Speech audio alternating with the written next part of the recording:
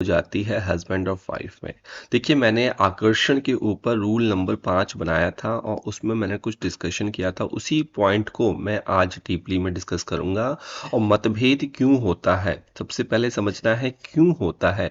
तो मतभेद जब होता है जब हमारा मन नहीं मिलता है। और मन किसको रिप्रेजेंट करता है? चंद्रमा को रिप्रेजेंट करता है। तो विलन कौन होगा यहाँ पे? चंद्रदेव होंगे। ठीक है जी। तो चंद्रमा को आपने फोकस करना है और ये मतभेद जो आपने प्रिडिक्शन करनी है आपके D9 चार्ट से। ठीक है।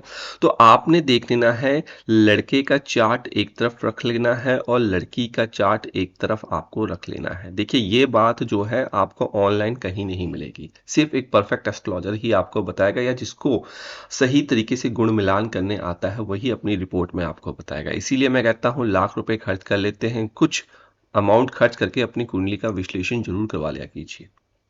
चलिए, ये आ गया। अब आपने देखना है कि लड़के के चार्ट में अल्टरनेटिव, चाहे लड़के के चार्ट में देख लीजिए या लड़की के चार्ट में। लड़के के चार्ट में देखना है चंद्रमा कहाँ बैठा हो। मान लीजिए चंद्रमा किसी के चार्ट में बैठा हुआ है कुंडली के दूसरे घर पर। ठीक है।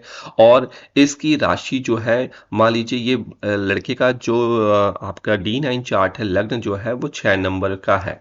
तो 7 नंबर यहाँ पे आ गया। आपने क्या नोट कर लेना है? चंद्रमा किस में बैठा है? 7 नंबर में बैठा हुआ है। अब ये 7 नंबर जो है राशि जो है आपने लड़की के चार्ट में उठानी है। क्या ये 7 नंबर की राशि यह उपाच्य भाव में बैठी हुई है? ठीक है। और क्या, ठीक है, 7 नंबर की राशि यहाँ बैठे और क्या इस 7 नंबर की राशि में छठे घर का मालिक बैठा हुआ है, 8वें घर का मालिक बैठा हुआ है, या फिर 12वें घर का मालिक बैठा हुआ है? अगर ये बैठा होगा तो असहमति आपकी आएगी, क्योंकि तीसरा घर किसका होता है? बातचीत की। आपकी बातचीत जो होगी वो कम होगी, बातचीत में मुद्दे आपके बनेंगे, असहमति आपकी होगी, आपसी मतभेद जो हैं वो समस्याएं आपकी शादी में करते हुए आएंगी। इसको आपने समझ लिया। आइए इसको ही थोड़ा सा मैं घुमा देता हूं कि लड़की के चार्ट में मान के चलता हूं कि चंद्रमा जो बैठा हुआ है, मान लीजिए चंद्रमा 9 नंबर की राशि में बैठा हुआ है। ठीक है, 9 यहाँ होगा, 10 यहाँ होगा, 11, तो कहीं ना कहीं इसका जो D9 चार्ट होगा वो कुंभ लग्न का होगा। अब लड़के के चार्ट में आपको देख लेना है, सेम लॉजिक है। लड़के के चार्ट में आपको देखना 9 नंबर कहाँ लिखा है। मान लीजिए लड़के के चार्ट में 9 नंबर लिखा हुआ है कुंडली के 10वें घर पे, तो 9 नंबर यहाँ पे होगा, 10, 11, 12, तो लड़की की राशि क्या होगी? लड़के की पाइसिस होगी।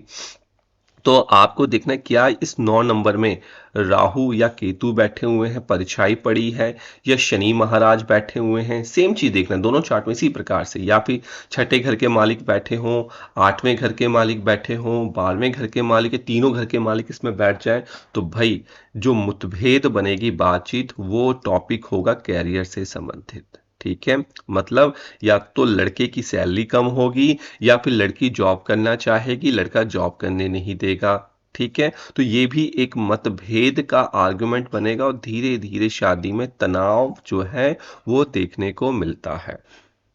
इतनी बात समझ में आ गई? सिंपल सा लॉजिक है।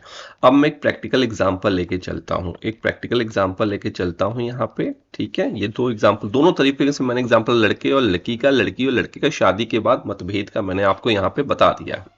मान लीजिए किसी का ये 5 नंबर का सिंह असेंडेंट है, सिंह लग्न आपका नमाश बनता है, तो 6, 7, 8 इस तरीके से चार्ट होगा। आप भी लगा लीजिए, अपना चार्ट देख लीजिए। ठीक है, देख लिया।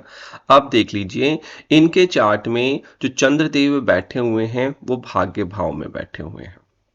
भाग्य भाव में, ये भाग्य भाव में किस में बैठे हुए? मेष राशि में। ठीक है, मेष राशि का एरीज का चंद्रमा है। अब लड़के की चार्ट में आप आ जाइए, मान लीजिए इनका जन्म हुआ है 8 नंबर के असेंडेंट में, तो 9, 10 इस तरीके से होगा। आप दोनों चार्ट उठा के देखिए। ठीक है, ये चार्ट आपको हमारी वेबसाइट से भी मिल जाएगा। ठीक है। देखिए, अगर आपको वीडियो रीडिंग करनी है या फिर कुंडली सीखनी है, एक्सक्लूसिव वीडियो सीखनी है, आपको 1 to 1 सीखना, आप चाहते हैं कि मुझे तो आता ही नहीं है, अगर मैं ऑनलाइन पूछूंगा तो मेरा मुझे शर्म आएगी मुझे, या फिर मेरा कोई मजाक उड़ाएगा, तो मैंने आपके लिए जॉइनर्स में वीडियो ला दी है। एक्सक्लूसिव वीडियो आपके लिए होंगी। अगर आप ज्वाइनर्स कर लेते हैं, हमें सपोर्ट भी मिलेगा, और जितनी भी वीडियोस हम प्ले लिस्ट में डालते हैं, ठीक है, सबसे पहले आपको नोटिफिकेशन आएगा। उस वीडियो को सिर्फ और सिर्फ आप ही देख सकते हैं सबसे पहले। आगे बात समझ में। अब इसमें देखना है कि भैया एक नंबर कहाँ है, एक नंबर 6 नंबर में पड़ा हुआ। अब 6 नंबर में पड़ा हुआ है, इससे ये नहीं सोचना है कि भैया ये खराब हो गया, ये गलत हो गया, नहीं। 6 नंबर पे मान लीजिए मंगल यहाँ पे स्वयं बैठे हों तो विपरीत राजयोग का प्रभाव देगा, मंगल यहाँ पे बैठे हों, मंगल यहाँ बैठे हो विपरीत राजयोग का प्रभाव देगा। तो कुछ मतभेद होगा, लेकिन एक टाइम के बाद वो शॉर्ट आउट हो जाएगा। ठीक है, आ रही है बात समझ में। इसी प्रकार से अगर मान लीजिए यहाँ पे मंगल ना बैठे हो, एक नंबर का यहाँ पे नंबर लिखा हो और यहाँ पे कौन बैठा हो, मंगल का दुश्मन राहु बैठा हो, तो भैया इसमें थोड़ी सी समस्या की विषय है। या फिर केतु बैठा हो, ठीक है, अब केतु यहाँ बैठेगा तो राहु यहाँ बैठेगा। या फिर मंगल का दुश्मन शनि बैठा हो, तो भाई मतभेद प्रॉब्लम जो है वो देखने को मिलेगी। तो चंद्रमा पीड़ित है तो मानसिक असहमति और आपसी मतभेद संबंधी समस्याएं होंगी। और ये एक नंबर, ये छठा भाव किसका होता है, रोग का होता है। एक रीजन वो हो सकता है, या बड़े कर्जे का रीजन हो सकता है कि आपका पार्टनर बोले कर्जा लेना है, दूसरा पार्टनर कर्जा ना ले और कर्जे का दबाव बढ़ता हुआ चला जाए, तो रीजन बन सकता है। ठीक है, मामा मामी के साथ संबंध अच्छे ना बनते हो, चाचा चाची के साथ संबंध अच्छे ना बनते हो, वो बीच में रोड़ा अटका सकते हैं, तो ये एक रीजन यहाँ पे बन सकता है। आगे बात समझ में आपको, तो यहाँ पे जा दीजिए। नमस्कार, श्री राधे।